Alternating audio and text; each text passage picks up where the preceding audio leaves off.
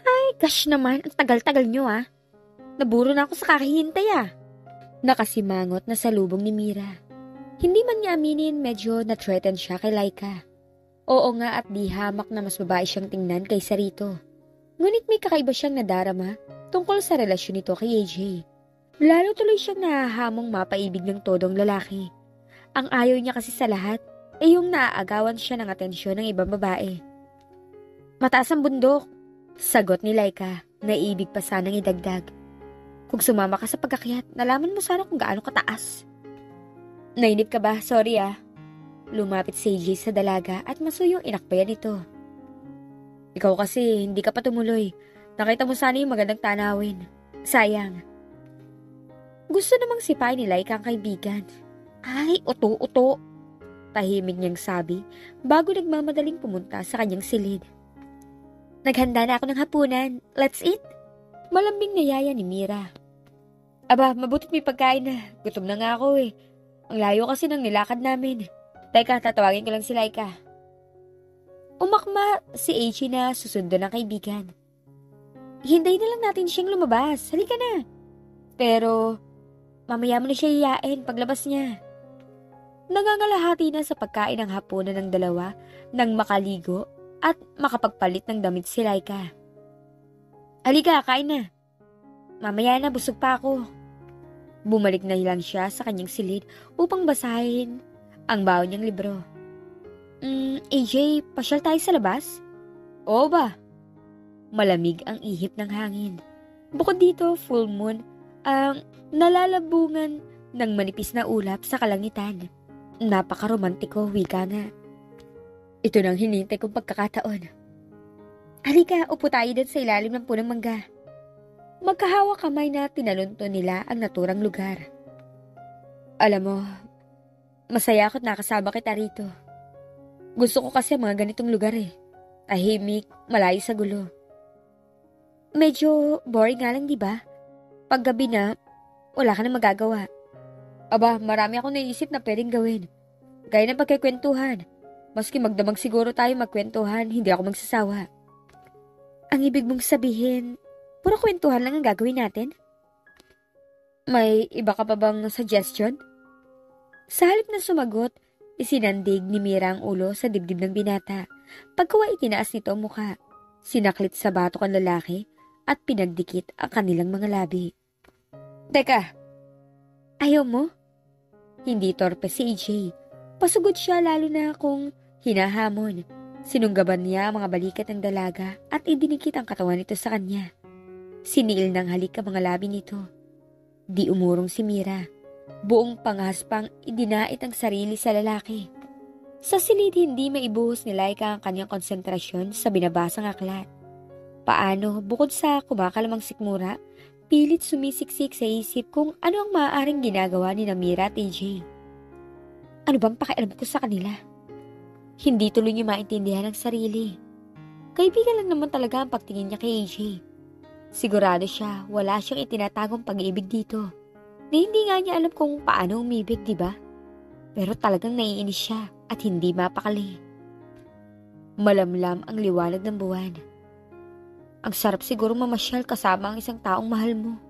Naisip niya, bigla siyang natigilan. Saan ba nanggaling ang ideyang yun?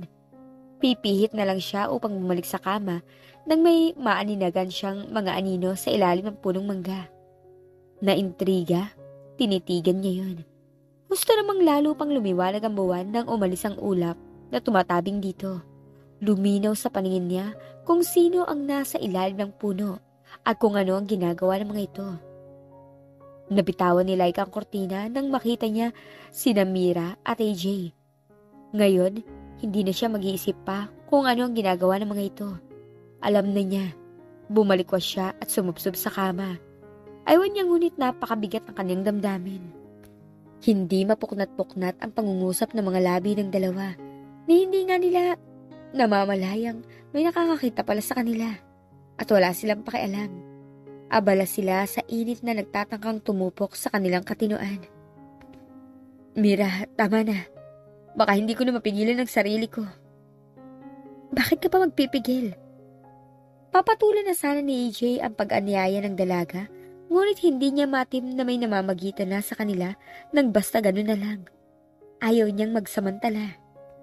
Matulog ka na. Hindi na umimik si Mira, maski na nagpupuyos ang kalooban. Ang mokong na to, tinatanggihan ako? Hindi ba niya alam? Laksa-laksang mga lalaki nagkakandara pa sa akin. Hay, makikita niya.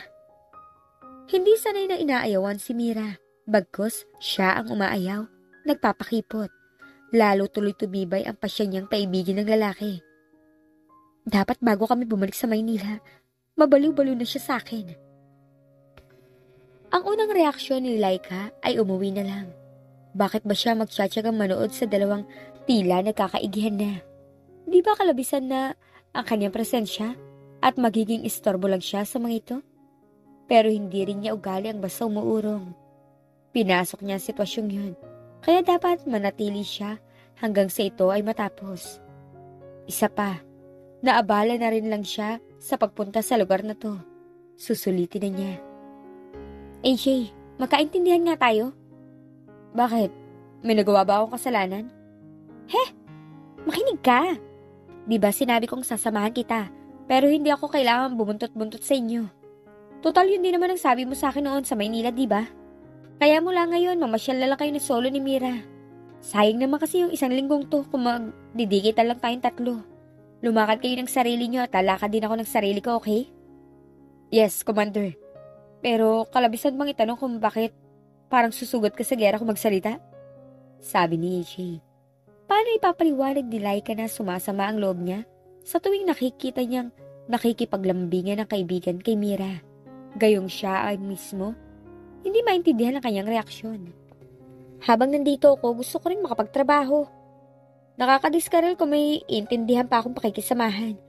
Kaya magkanya-kanya na muna tayo. Maski nga sa pagkain, pwedeng hindi na ako sumabay sa inyo. Laika, sigurado ka bang wala kang kinakagalit? Wala. Those are my terms. Kung hindi mo matanggap, uwi na lang ako. O sige na, ikaw ang bahala, pero hindi na ituloy ni AJ ang sasabihin nang dumating si Mira at agad ipinulupot ang mga braso sa kanyang baywang. Good morning. Sabay gawad ng halik sa labi ng lalaki. Napilitang gumanti ng halik si AJ. Dali-dali namang umalis si Laika. Isang mas mababang bundok ang tinungo ng dalaga. Sa pagkakataong yun, bukod sa pagkain, may dala na rin siyang ballpen at papel. Dahil ang buong balak niya, sa tuktok ng bundok na yun siya maglalagi maghapon.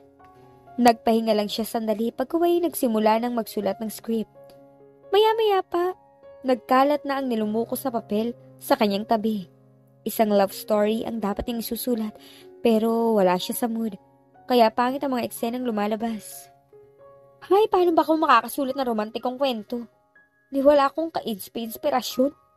Baka makatulong ako? Ay! Napatayo si Laika. Agad na iniumang ang dalawang kamao. Wait! Hindi ako masamang tao, ah. Itinas pa nito ang dalawang kamay. Senyales na, I surrender. Sino ka? Hamon ni Laika. Hindi pa rin niya ibinababa ang mga kamao. I'm Jay, isa akong mountaineer. Pinasadahan ang tingin ni Laika lalaki. Mukhang namumundok ito. Naka-hiking shoes at may malaking backpack sa likod dito. Mag-isa ka lang? Tumango si Jay. Miyembro ako ng isang mountaineering club pero sa pag-akyat kong ito wala akong kasama. Hindi naman kasi ako isang official climb. Nagbabakasyon ako sa isang kamag-anak dito sa Zambales at ipinasya ko mamasyal muna. Pwede mo nang ibaba mga kamay mo, hindi kita anuhin. Oops, sorry. Alam mo naman ang panahon ngayon, mahirap na. I understand. By the way, ano nga pa ang pangalan mo? Laika. Laika Karaan. Pleased to meet you. I'm Jay Lopez. Mag-isa ka rin ba? Hindi. Kasama ko ang kaibigan ko at yung girlfriend niya. Hinihintay mo ba sila? Kasi I brought lunch with me. Baka gusto mo akong saluhan. May baon din ako eh. Kung gano'n, sabay na lang tayo kumain. That is, kung wala kang hinihintay. Wala. Writer ka ba? Oo, scriptwriter ako. May dapat akong gagawing love story pero hindi ko masimulan. Well, kailangan mo nga siguro ng inspirasyon. Pwede ka nang tulungan kung gusto mo. No, thank you. Ayoko ng sakit ng ulo. Aba, hindi ko pa sasakatin ng ulo mo. Jay, kapag hindi mo ako nilubayan, pangamong sasakit dahil uupakan kita. Do you mind if I stay here? Nainip na rin kasi ako mag-isa eh. Basta ba hindi ka mangungulit at hindi mo ako bubulahin eh. Promise, tahimik lang ako. At tinotoo naman yun ng lalaki. Namasyal din sina AJ at Mira. Namangka sila sa ilog. Ang init naman, reklamo ni Mira nang nasa kalagitnaan na sila. Gusto mo nang bumalik? Uwi na lang tayo. Baka tayo magkaroon ng skin cancer sa ginagawa natin to. Tumalima si AJ. Habang pabalik sila sa bahay, hindi siya umiimik. Nagsisisi siya kung bakit pa niya niyaya ang dalaga sa lugar na yon. See? Isn't this better? Hindi tayo naiinitan, hindi rin napapagod. Kung gusto mo magpahinga, pumasok ka na sa kwarto mo. Ako, lalabas lang sandali. Sasabog na ang ulo niya sa kabagutan kung magtatagal pa siya sa bahay. Naiwan na namang nagmumukmuk si Mira. Naglalakad pa akyat ng bundok si AJ nang makarinig siya ng masiglang tawanan. Tumigil siya sa paghakbang upang makiramdam. Saan ka ba nakatira? Para ihatid na kita. Nako, wag na. Boyfriend mo ata kasama mo eh. Hindi basta umuwi ka na at uwi na rin ako. Nang makita ni AJ na patungo na sa kinatatayuan niyang dalawa, nagtago siya sa isang malagong halaman. Sa pagitan ng mga dahon, sinilip niya kung tama ang kanyang kutob na si Laika ang kausap na lalaki.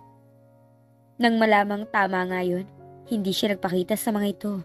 Pinalagpas niya ang dalawa bago siya lumabas sa pinagtataguan. Naitanong niya, kaya ba ibig magsulo ng lakad ni Laika dahil may iba itong gustong makasama? Hindi niya naibigan ang kasagutan. Mabilis na naglakad pabalik ng bahay si AJ. Pakiyat pa lang sa patio ng bahay si Laika nang abutan niya ito. Saan ka galing? Sa bundok na masyal. Sinong kasama mo? Hindi nakasagot si Laika. Inisip muna niya kung dapat bang sabihin sa kaibigan ang tungkol kay Jay. Pero bakit nga ba siya magkakaila? Ibubukan na lang niya ang kanyang bibig para magsalita nang bigla siyang naunahan ni AJ. Nakita kita. Kasama mo yung lalaking mukhang balasubas. Kaya pala ayaw mong bumuntot sa amin ni Mira. May iba kang ibig samahan. Mag-iingat ka. Alam mo naman, kargo kita sa mami mo. Anong lalaking mukhang balasubas? Maayos naman ang itsura ni Jay Disente yun ano? May pinag-aralan at nagtatrabaho sa isang matinong kumpanya sa Makati. Yan ang problema sa iyo eh. Sandali mo palang nakikilala yung tao, nakakabuo ka na agad ng konklusyon tungkol sa ugali niya. Hindi mo na ba naisip? Paano kung masamang tao pala yun? Hoy AJ, hindi ako bata. Alam kong ginagawa ko. Kung gusto mo nang babatayan at alagaan, hayok si Mira hayok na hayok sa atensyon mo. At kung may pinag-awayan kayo, kaya bigla kang nagsusungit dyan, excuse me. Huwag mo sa akin ibuhos dahil magandang araw ko. Bagot na si AJ. Taliwas ang lahat ng sinabi ni Mira noon, nasa Maynila pa sila. Wala itong kahilig-hilig sa kalikasan. Parating inaalala nito ang magiging epekto ng hangin sa balat nila, ng araw at ng kung ano-ano pa. Gusto na nga sana niyang umuwi, pero ayaw naman ng dalaga. Si Laika naman, panay ang alis, nalabis niyang ikinasasama ng loob, at tuwing naisip niya na lagi nitong kasama si Jay. Isang hapon, hindi mapakali ang binata. Wala siyang magawa sa bahay dahil kasalukuyan nagbe-beauty rest si Mira. Ipinasya niyang puntahan si Laika sa silid nito upang yayaing mamasyal. Pero kanina pa siya kumakatok hanggang ngayon wala pa rin sumasagot. Kaya naman mag-isa na lang siyang umalis. Sa ilog ulit siya napadpad. Umupo siya sa pangpang na nalilimliman ng mga punong kahoy at pinagmasdan ng malinaw na tubig. Ilang minuto pa lang siya roon nang may marinig siyang masayang tilian. Hinahamon mo ako O yan! Nakilala na naman niya ang tinig ni Laika. Akala mo kaya mo ako Hayan din ang sayo. Sagot ng isang lalaki.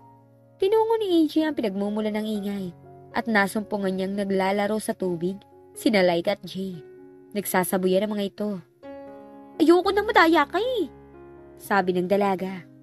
Naka-t-shirt at shorts ang dalaga at muling nakahakab na naman sa katawan nito ang basang saplot. Hindi nito namamalayan, aninag na aninag ang katawan nito. Pasimpleng inakbayan ni Jay si Laika, ngunit bago pa maging komportable ang pagkakalapat ng braso nito sa balikan ng dalaga, Nasunggaban na yun ni Laika at mabilis na napilipit. Aray! Sinabi ko nang huwag kang lolo-loko eh. Ikaw kasi nakakatukso ka. Kita mo naman yung ayos mo. At ako pang may kasalanan? Tiyak ka na nga. I'm sorry, hindi na mauulit, please. Huwag kang umalis. Uupo na sana ulit si Laika nang magpasya sa AJ na magpakita na sa dalawa. Kanina pa kita hinahanap ah. Sino siya? Boyfriend niya. Akala ko ba wala kang boyfriend? Hindi ko boyfriend yan. Ay, wag mo na akong ikaila. Ikaw, may gusto ka patunayan? Wala. Alis na ako. O ano, Knight in Shining Armor, masaya ka na? Napalis mo na kasama ko? Nagngingit-ngit na pangungumporanta ni Laika sa kaibigan. Wala siyang gusto kay Jay, pero dahil lagi siyang out of place kina Mira at AJ, naisip niya na pwede na nitong pagtiyagaan upang hindi naman siya mabagot sa lugar na yon. Iniiwas lang kita sa kapahamakan. Ilang ulit ko bang sasabihin sa'yo kaya kong sarili ko? Kaya mo? Munti ka na nga magawa ng masama kanina eh. Napaka-dramatic mo naman. Ikaw yata dapat na maging writer eh. Paano naman ako gagawa ng masama? Duwag naman yun. Pwede ba? Sabi ko lang si Mira na lang ang protektahan mo. Siya ang nangangailangan. Ang hirap mo talagang kausap. Nagmamalasakit na nga ako. Ako pa masama. At paano naman ako hindi magagalit sa'yo? Tinaboy mo kasama ko. Sawang-sawa na ako mamasyal magsano. Nag-guilty si AJ. Lumapit siya sa kinaupuan ng kaibigan at tinabihan nito. Sorry. Hindi ko naman alam na gusto mo palang kasama lalaking yun eh. At sorry din kung napapabayaan kita. Alam mo naman. Oo, alam ko. Huwag ka mag-alala. Hindi ko sisirain ang lakad nating to. Hindi ako magiging istorbo sa inyo. Pwede ba? Pabayaan mo na lang ako. Sa pagtayo ni Laika, nalaglag ang brasong iniakbay ni AJ sa kanya. Hindi. Hindi kita maaaring pabayaan. Di niya may paliwanag kung bakit. Pero nais niyang palisin ang lungkot na nababalaan niya sa anyo ng kaibigan. Sumunod siya sa dalaga at buhat sa likod ay niyakap niya ito. Nagulat si Laika sa ginawa ng lalaki at mas nagulat siya sa kilig na nadama. Bunga ng mga sinabi nito pati na ang pagkakadikit ng kanilang mga katawan. Ilang sandali niyang sinamantala ang pagkakataong yun bago siya natauhan. Nababaliw na ba siya? Ano at biglang kinilig siya? Hindi sila talo ni AJ. Naalala rin niya ang dahilan kung bakit nandun sila sa lugar na yon. Gustong makascore ni AJ sa babaeng napupusuan nito. Dahilan ang realisasyong yun upang maglaho ang anumang kaaya-ayang pakiramdam na bumabalot sa kanya. Bitawan mo nga ako? Singhal niya sa lalaki, sabay kala sa mga bisig na nakapulupot sa kanya. Nag-beauty rest lang ako, iniwan mo na ako. Nagtatampong sabi ni Mira. I was so bored. Nainip ako eh, isa pa, ayaw mo rin naman lumabas. Narinig ni Laika ang sagot nito bago siya pumasok sa bahay at lihim siyang natuwa. Buti nga sa'yo. Saan niya sa sarili na si Mira pinatatamaan? I'll make it up to you. Malambing na sabi ni Mira sa binata. Nararamdaman niya. Nababawasan na ang interes ni AJ sa kanya. Ayaw niyang mangyari yun dahil isang negatibong refleksyon yun sa kanyang iniingatang alindog. Ano nga kaya ang ibig sabihin ng nararamdaman ni AJ para kay Laika? Pareho na kaya silang may nararamdaman para sa isa't isa?